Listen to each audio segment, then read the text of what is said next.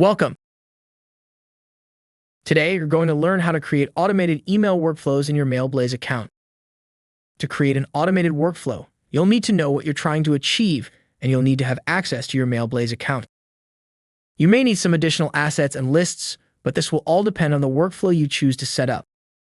Automation is a great feature that helps you take advantage of subscriber behavior or lack thereof and can help you to drive email activities and get the results you want.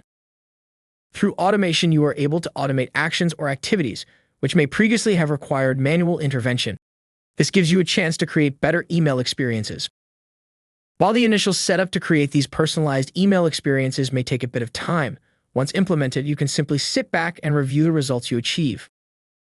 You'll define for yourself how simple or complex your automated workflows will be, as they are largely reliant on your unique business needs. Over time, you'll be able to streamline the workflows you've set up by using the insights you gather. The first step in setting up an automation is to ask yourself, what's your end goal? Once you establish this, it'll be much easier to set up your automations accordingly. Let's take a closer look at how you can set up your automations. To show you what's possible, we will create an automation workflow example together. Let's go straight to the automation section by clicking on Automation from the main navigation bar. This is where you'll find all your automation workflows in the future. Now we'll click on Create New. The first thing we need to do is to name our automation. Make sure that you choose an automation workflow name that's easy to remember. To avoid confusion in the future, when you've created multiple email automations, you should consider adding a date to the workflow name, as it will be helpful to see when you've enabled your workflow at a glance. All automations start with a trigger. A trigger tells the platform what the starting point is for the email workflow or email sequence to run. Triggers are based on a subscriber's behavior. There are a number of triggers available to use. Let's take a closer look at each trigger so you understand which trigger will work best for you to reach your goals. The first set of triggers focuses on your subscriber. If you select the subscriber joins a list trigger, the starting point for your workflow will be when a subscriber joins a list through one of your subscription forms. Keep in mind that your automation will only fire immediately if the list you select is set to single opt-in. If your list is set to double opt-in, the trigger will only fire once the subscriber has completed the verification of their subscription. If you select the subscriber is added to a list manually trigger, this workflow will only run when a subscriber is manually added to a chosen list. Remember that a manual addition is where a subscriber is added through the single addition function within your list settings. Manual additions do not include additions through an API or through a CSV file. The next trigger you can select is subscriber enters a segment. If you've created segments or given subscribers the option to be added to your segments, for example, updating a profile form or through a subscription form, you want to use this workflow as your automation's starting point. You'll notice that you will only be able to select this trigger if your list has segments. The same applies in terms of the subscriber exits a segment trigger. This workflow is triggered when a subscriber exits a chosen segment. This is done through the update profile page or subscription form as well. The subscriber completes a form trigger does exactly what it says. This workflow is triggered when a person completes a specific form. This can be set to any form that is part of the subscription workflow. For example, the update profile form, forward to a friend form, subscription form, or unsubscribe form. The campaign sent trigger starts your automation workflow when a campaign is sent to a subscriber. It's very important to know that you can only choose draft campaigns to use as a trigger for this automation workflow, as the system cannot retroactively apply an automation to a campaign. In other words, it can't go back in time to apply the actions you are setting up now. The campaign open triggered triggers when a subscriber opens a chosen campaign. If you select the campaigns not open triggered, the workflow triggers when a campaign has not been opened by a subscriber. Please note there's already a built-in one-day delay when you use this trigger. This is to allow enough time for someone to open your campaign. Now let's look at the next set of triggers, which are related to links. The Any Campaign Link Clicked trigger will start your workflow sequence once any link is clicked within a chosen campaign. You can specify a draft campaign and the workflow will fire if any link within that campaign is clicked. You can also set your workflow to start when no campaign link is clicked by using the No Campaign Links Clicked trigger. When no links in a chosen campaign are clicked after a day, On top of any additional delay step you add, the rest of your workflow will fire. If you selected specific campaign link clicked, this workflow triggers when a specific link is clicked. You can then just select what you want to happen when a specific campaign link is clicked. Next, you'll see triggers related to time. The day and month max trigger is helpful to have automated actions happen on a specific day of the year. A common use case for this trigger is when you are busy sending a subscriber a happy birthday email. To use this trigger, you have to have a custom field where there is a date. Make sure that the date format is set to year, month, day. If you're new to automation or you are looking to save even more time, have a look at our predefined workflow templates. You can find these by clicking on predefined where custom is currently selected. Then you can just go through the option, select the template you like and customize it to suit your needs. The system will then automatically add the triggers and steps that enable the workflow. All you need to do then is just add your unique details to color in the actions. We've covered all the triggers available now. Let's get back to setting up our automation by selecting a trigger. We can select a trigger by clicking on Choose Workflow and clicking on the trigger we want from the triggers presented. In this video, let's use the campaign sent trigger and then choose a draft campaign.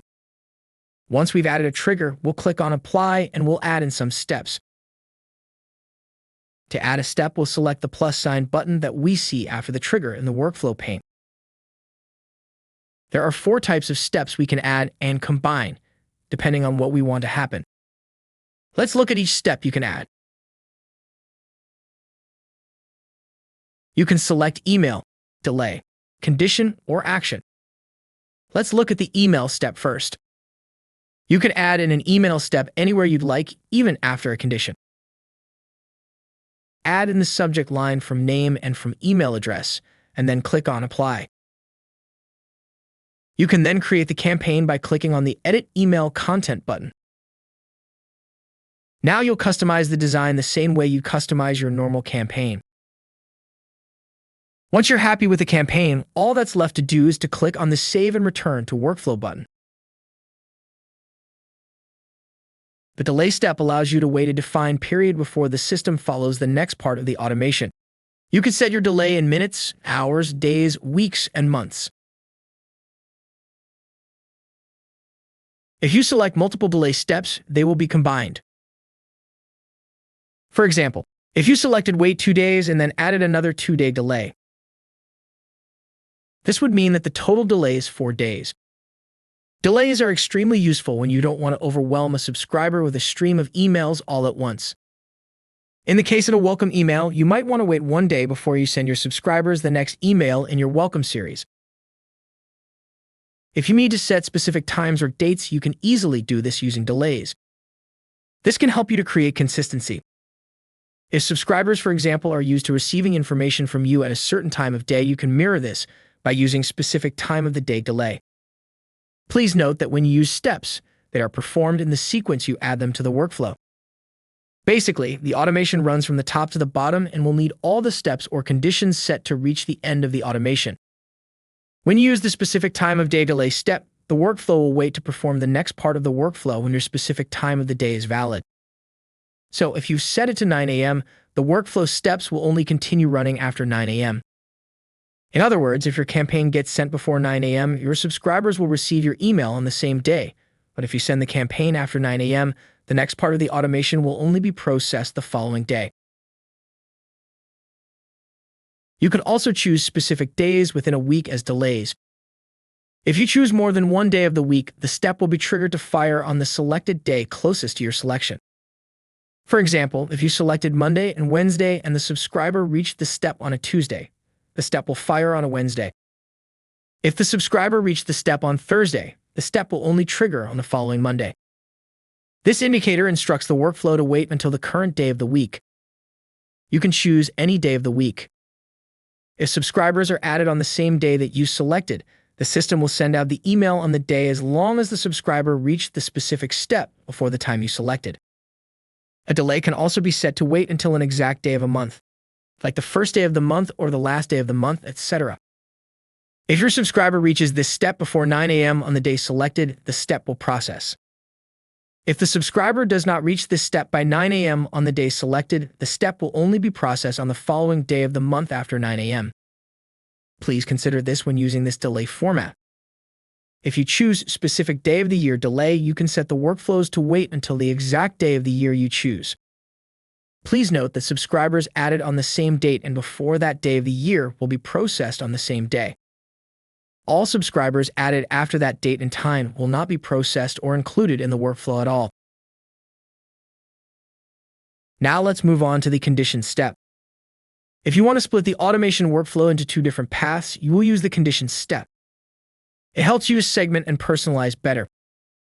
It works according to rules that a subscriber must match to keep following a path. Subscribers who therefore match a rule will follow a certain path, and subscribers who don't match a rule will follow a different path.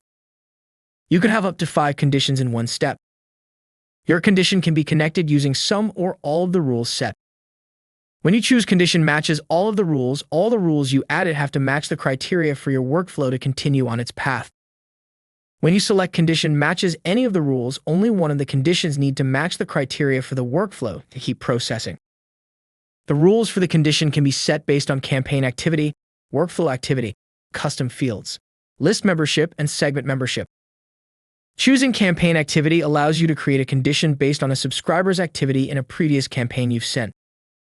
The rule will check for specific campaign activity such as had any link clicked, had a specific link clicked, was opened, etc.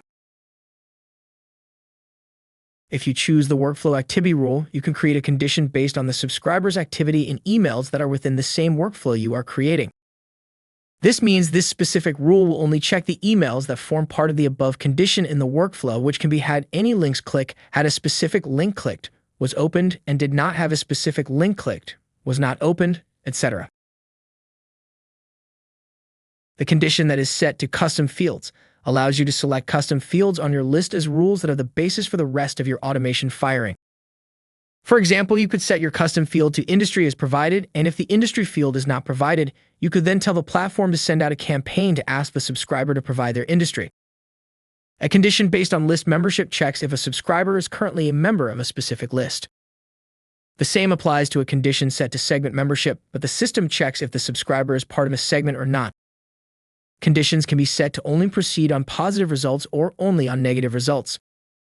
So essentially, if the subscriber in this case is part of a segment, the workflow would proceed to fire the next part of the workflow or not fire if you add nothing to the not valid section.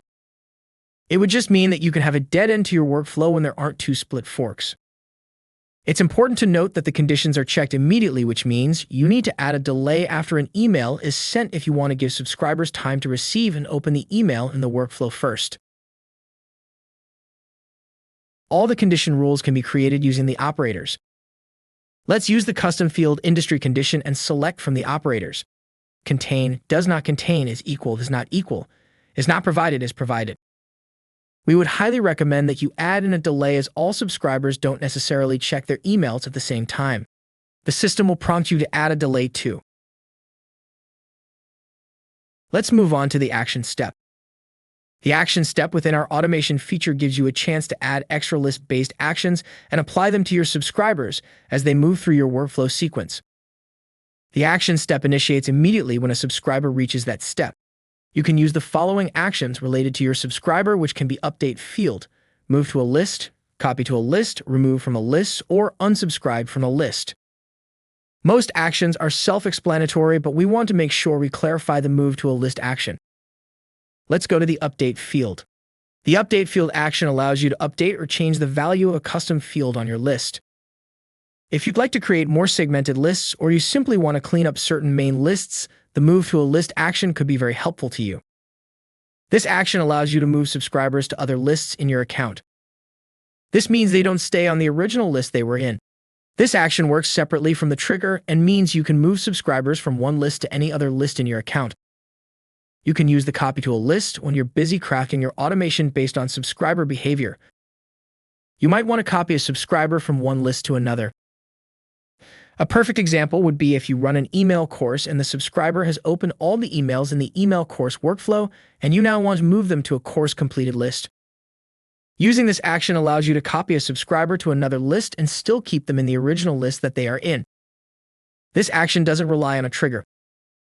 If a subscriber reaches this step in the automated workflow, they can be copied to another list that exists in your Mailblaze account.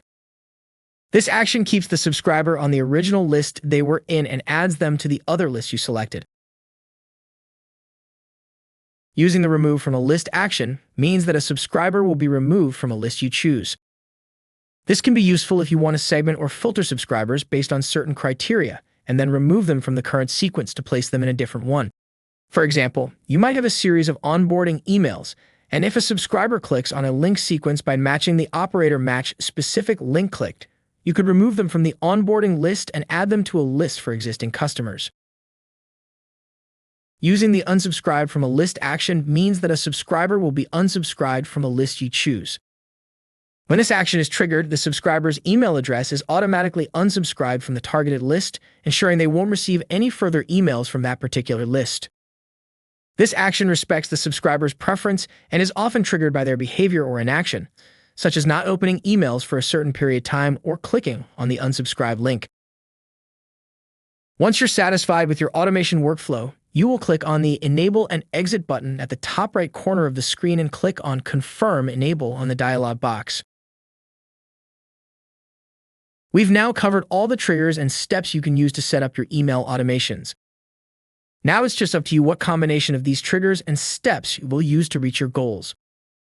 Once you've enabled your automation, you can pause it at any time by clicking on the cog wheel icon next to the Delete option. Once the automation is enabled, it cannot be edited to avoid any confusion. This is to ensure that you have insight into the past performance of your automation and that you can apply the learnings from the data you've gathered in the future. You can, however, copy an automation and make changes to the copy and then enable it again if you would like to make tweaks to your original automation. This is a great way to test different automations with similar goals. Just remember to pause your original workflow to prevent errors. Now let's move on to reviewing your automation's performance. The Automation Workflow Report gives you an overview of the performance of your complete workflow. This means the stats shown in the left blocks relate to all the emails that have been set up within the selected automated workflow. In the Automation Workflow Report, you will see the total sent within the automated workflow. The clicks to open percentage is calculated by the number of subscribers that opened your email and also clicked on a link in your template. The total opens is the total number of opens for all emails within the automated workflow. The same applies to the total clicks, total unsubscribes, and total number of bounces. For a more detailed view, you can click on the View Full Report. In the full report, you will first see your overall stats such as total sent, total clicks, completed responses, total sending time, last sent, and workflow enabled. Last sent here shows you the time and date when the last email was sent by the system. Now let's move on to the monthly comparison section.